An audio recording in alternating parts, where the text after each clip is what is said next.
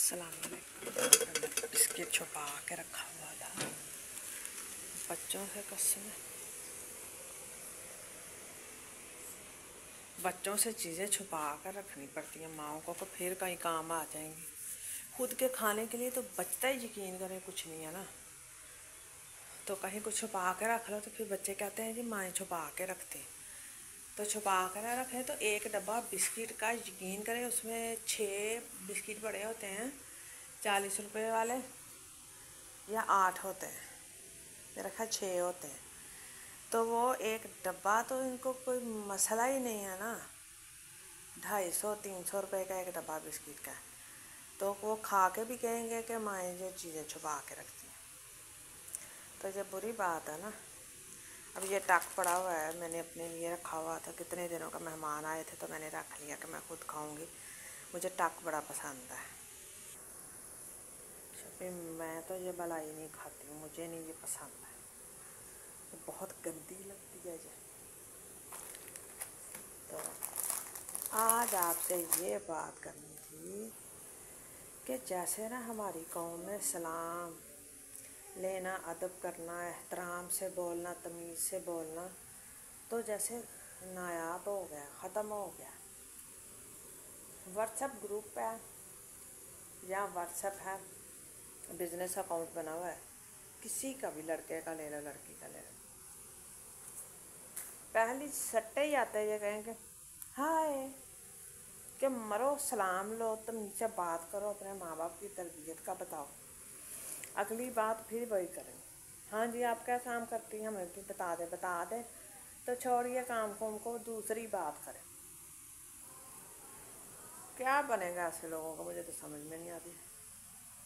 कुछ भी नहीं बनेगा, करने वाले करके आगे निकल जाएंगे और ऐसे लोग इधर उधर मुंह उठा कर फिरते रहेंगे। सहेलियों के चक्कर में व्हाट्सएप बनाया हुआ है, बिजनेस अकाउंट, और जेब भी खाली है और दिमाग भी खाली है। या तो जेब भरी हो ना तब भी बंदे को पता चले, या दिमाग भरा हो तब भी अक्ल होती है, ऐसा कुछ भी नहीं है। तो हम जी बड़े अकेले हैं, तो हम तन्हा हैं, तो हमें सहेलियाँ चाहिए, तो ये चाहिए वो चाहिए। मैं कहनी ला ले बंदा लेतर ते फिर पावे ना, फिर विचला काम करे। ओ जूत फेरे इस कौम दी अगली नस्ल नूं ना चासा दे। मैंने तमीज़, अदबो अदाब जो कुछ भी सी ना वो नहीं हुण है। किसी नूं भी ये पता ही नहीं गा कि अदबो अदाब की हुंदे आ, ग्रुप रूल की हुंदे आ। किसी ने व्हाट्सएप ते मैसेज करना या कॉल करनी तो की अदब की, किस दायरे कार च केड़ी गल करनी है। अगले जिस बंदे नूं करन डे जो फोन या मैसेज, वो कोई बेवकूफ तो नहीं, एक मैसेज तो ही पता लग जाता है कि अगला किहड़ी टून च बोलन डया, तो तुसीं फिर अगों किदां जवाब देना, ये तो फिर अगले नूं नहीं ना पता लगदा। ये हालत होई पई साडी कौम दी, अगली नस्ल दी, जिहड़ी कहंदी है कि असीं बड़े अकल वाले, असीं बड़े समझदार, लेकिन उन्हां नूं बोलन दी भी तमीज़ नहीं हुंदी।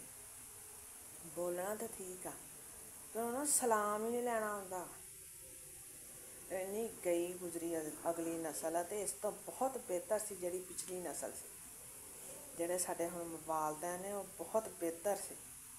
उन्हां नूं पता सीगा किसे नाल किस तरह गल करनी, वड्डे नाल किस तरह गल करनी है, छोटे नाल किस तरह गल करनी है, तमीज़ दे दायरे च रहना। किहड़ी गल करांगे तो की समझा जाएगा, तो किहड़ी गल ना कीती तो गलत ना समझा जाए।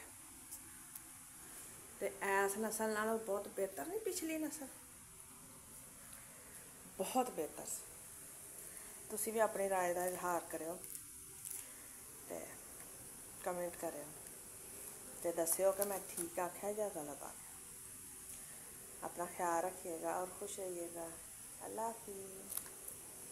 मैं भी अब चाय और बिस्किट खा लूँ वरना मेरी चाय ठंडी हो जाएगी।